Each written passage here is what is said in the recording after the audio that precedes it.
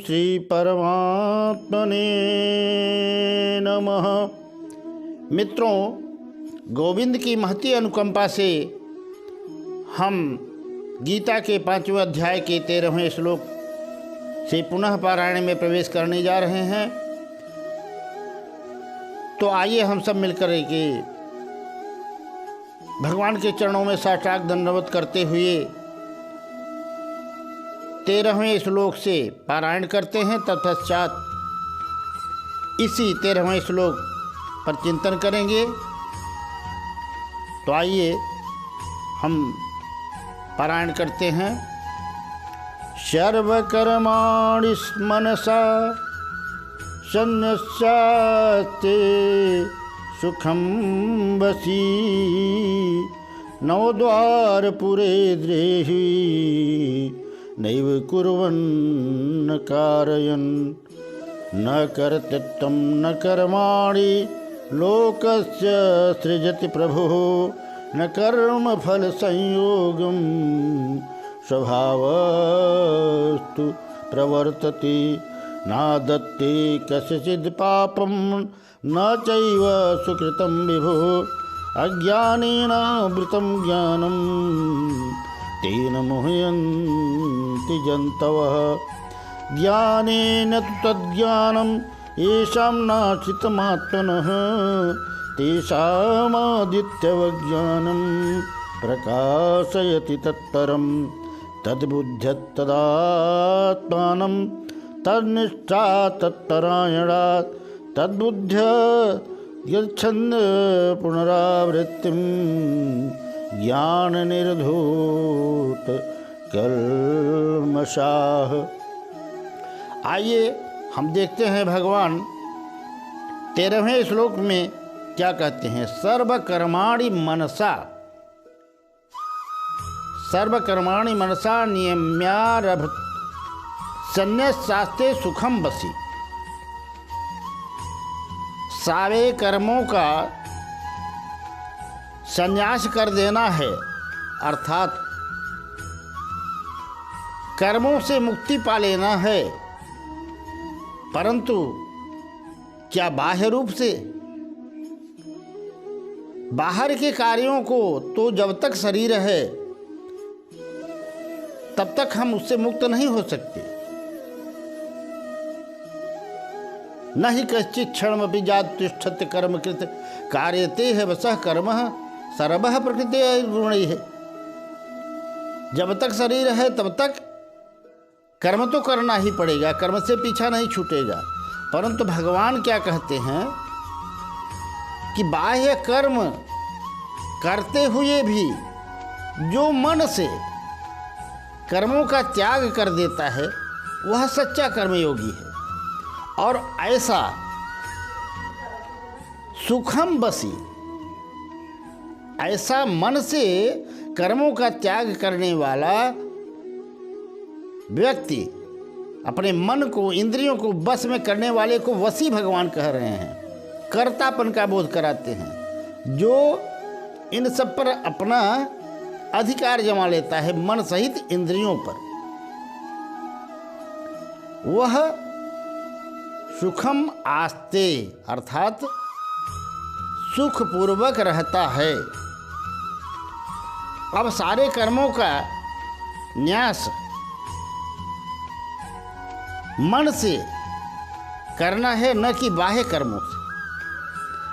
हमारा मन जब कार्यों में संयुक्त नहीं होगा तो हम उससे मुक्त रहेंगे, क्योंकि मन है यो मनुष्याणाम कारणम बंध मोक्षयो।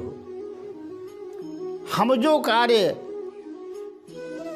मन की सहायता से, मन से संयुक्त होकर के करते हैं, वही बंधन और मोक्ष के कारण बनते हैं।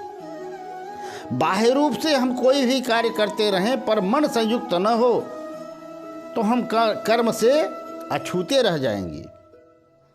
और ऐसा करते हुए भगवान कहते हैं वसी। वसी का मतलब जो वश में करने वाला है। कुछ लोग ऐसे होते हैं स्वयं के बस में होते हैं,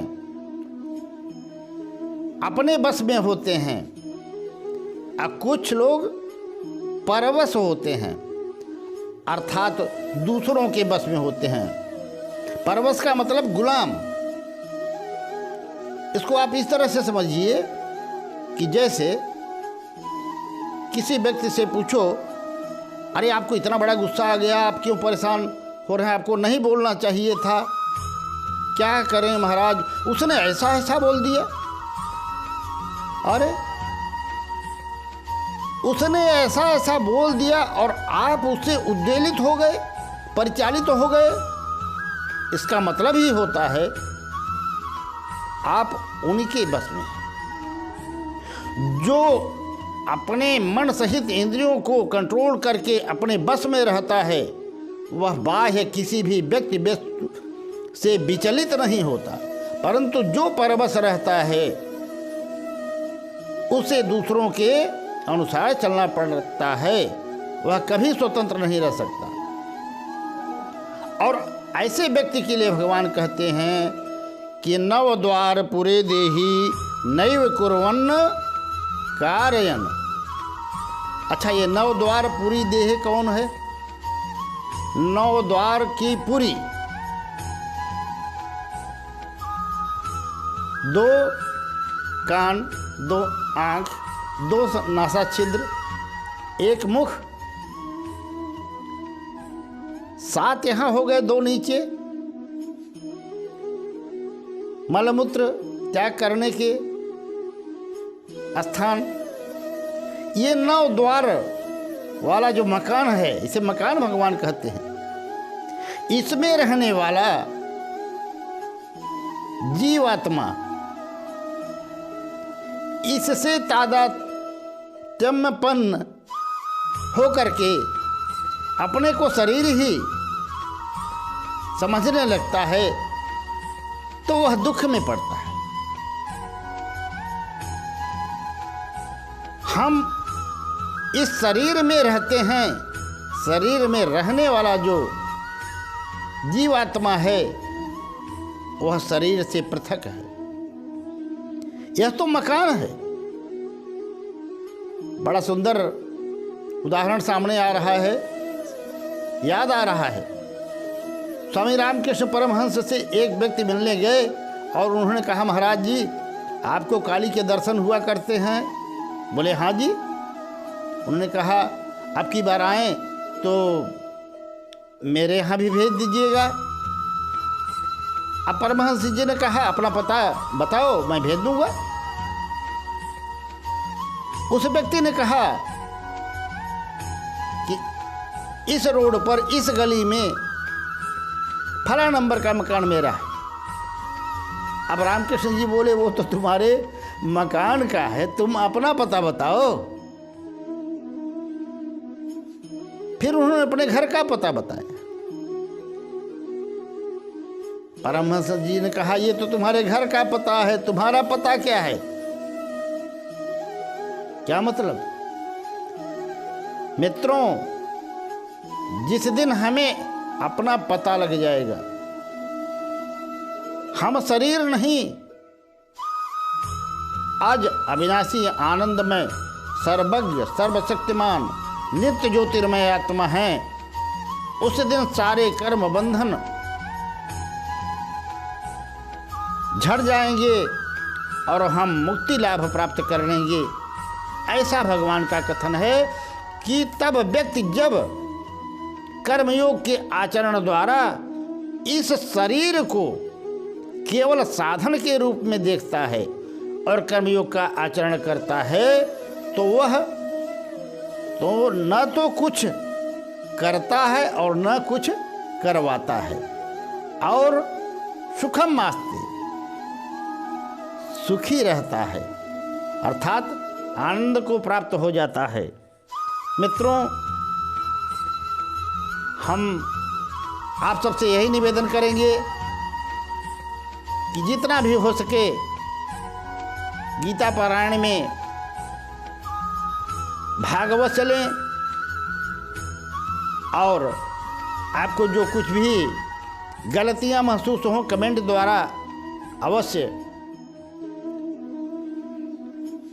सूचित करने का कष्ट करें ताकि हम भी सुधार लाएं और आप लोगों को भी अच्छी से अच्छी ज्ञान की वस्तु प्राप्त हो सके। प्रेम से बोलिए राधे राधे, जय श्री कृष्ण।